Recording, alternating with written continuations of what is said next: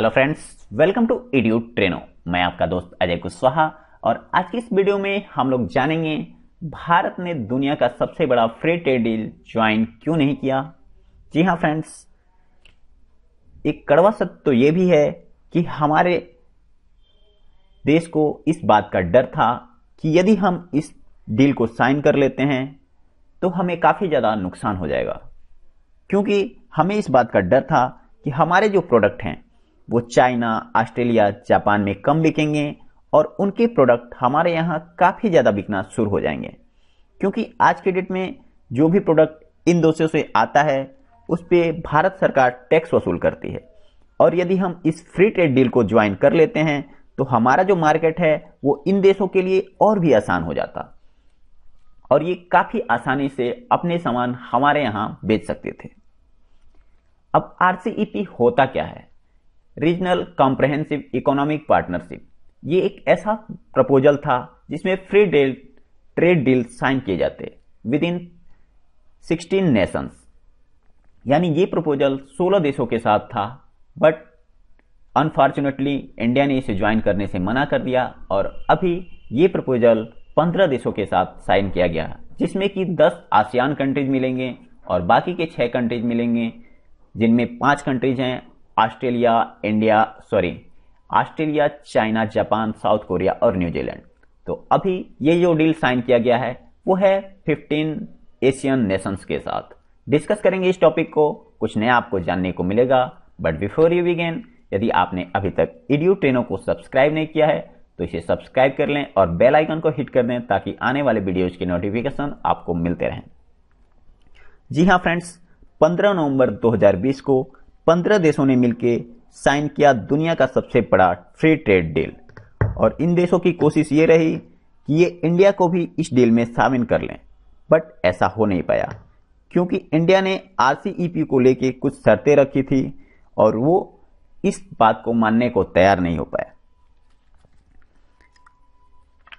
देखिए, यदि कोई सामान किसी दूसरे कंट्री से आता है, यदि ये जापान में बन रहा है और उसकी कीमत है 500 रुपए इन जापान, तो जब वो सामान इंडिया में बिकेगा तो भारत सरकार उस पर लगाएगी टैरिफ और टैरिफ को जोड़ के उसकी कीमत मोस्ट प्रोबेबली 650 या 700 रुपए हो जाएगी।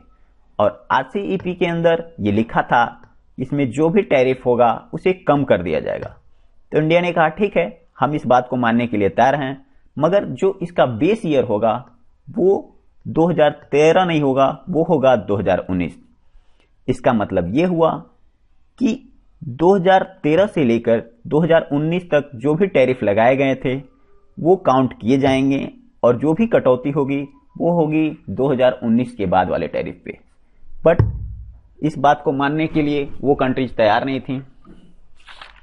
फिर दूसरा जो इशू ये था कि इंडिया ने कहा कि इसमें ऑटो ट्रिगल का एक फंक्शन होना चाहिए, यानी अगर कोई देश बहुत ज्यादा किसी प्रोडक्ट का मैन्युफैक्चरिंग करता है और वो इंडिया में उसकी डंपिंग करना शुरू कर देता है तो इंडिया के पास ये पावर होना चाहिए कि इंडिया उस देश से सामान मंगाना बंद कर दे, मगर इस पर भी बात बन नहीं पाई। और जो तीसरा इशू था वो था रूल ऑफ ओरिजिन, यानी कोई प्रोडक्ट, मान लीजिए यदि वो चाइनीज है और यदि हम उस पर रोक लगा रहे हैं तो वो प्रोडक्ट किसी दूसरे देश से होता हुआ फिर वापस इंडिया में ना आ जाए, यानी कि जो प्रोडक्ट पे हम रोक लगा रहे हैं उस पे रोक पर्टिकुलरली बैन होनी चाहिए। बट इस पर भी बात नहीं बन पाई। फाइनली इंडिया ने इससे पुल आउट कर लिया और वे डिसाइड किए कि हम इस डील को साइन नहीं करेंगे।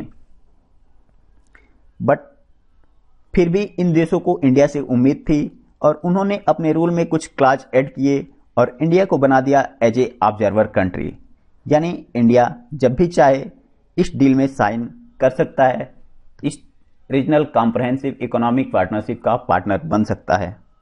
मगर इंडिया ने अपना स्टैंड क्लियर रखा और इंडिया ने यह कहा कि जब तक हमारी मांगें पूरी नहीं होंगी हम इसे ज्वाइन नहीं करेंगे। तो यह है एंड इस वीडियो का। उम्मीद करता हूं यहां पे आपको कुछ नया जानने को मिला होगा। यदि आपको वीडियो पसंद आते हैं तो वीडियो को लाइक करें और अपने वैल्यूएबल कमेंट दें। धन्यवाद।